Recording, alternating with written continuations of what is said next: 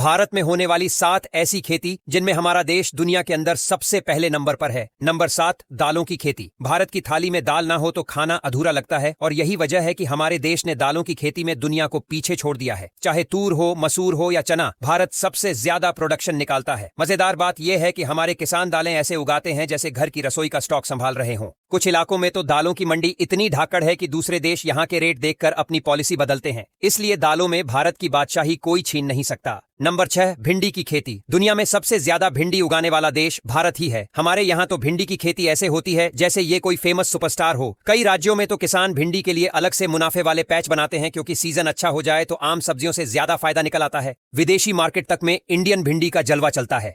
इतना प्रोडक्शन देखकर बाहर वाले भी सोचते रह जाते हैं कि भारत आखिर ये सब उगाता कैसे है। नंबर 5, अदरक की खेती।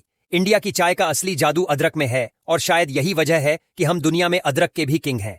केरल, मेघालय और नॉर्थ ईस्ट वाले इलाकों में अदरक का ऐसा प्रोडक्शन होता है कि देश ही नहीं बाहर तक सप्लाई जाती है। कई किसान तो सिर्फ अदरक पर भरोसा रखकर एक बढ़िया सालाना इनकम बना लेते हैं। बारिश और मिट्टी का सही कॉम्बिनेशन मिल जाए तो अदरक का खेत देखने में भी एकदम ताजगी वाला लगता है। इसलिए जायके और जरूरत के मामले में भारत की अदरक खेती का मुकाबला कोई नहीं कर पाता। नंबर 4, प्याज की खेती। प्याज का नाम आते ही आंखों में पानी आ सकता है, लेकिन भारत में प्याज की खेती दुनिया को हर साल चौंकाती रहती है। महाराष्ट्र, कर्नाटक और मध्य प्रदेश वाले इलाकों में प्याज का ऐसा प्रोडक्शन होता है कि हम दुनिया में नंबर 1 बन बैठे हैं। प्याज की मंडियों में सुबह सुबह ऐसी हलचल दिखती है जैसे किसी बड़े मेले की तैयारी हो। कभी कभी रेट ऊपर नीचे होने पर पूरी इकोनॉमी पर असर दिख जाता है। नंबर 3, पपीता की खेती। पपीता भारत में सिर्फ फल नहीं, पूरा हेल्थ पैकेज है। यही वजह है कि हमारे किसान इसे बड़े स्केल पर उगाते हैं और प्रोडक्शन में पूरी दुनिया पीछे छूट जाती है। पपीता हर मौसम में मिल जाने वाला फल है और इसका प्लांट जल्दी बड़ा हो जाता है, इसलिए किसान इसे हाई रिटर्न वाली फसल मानते हैं।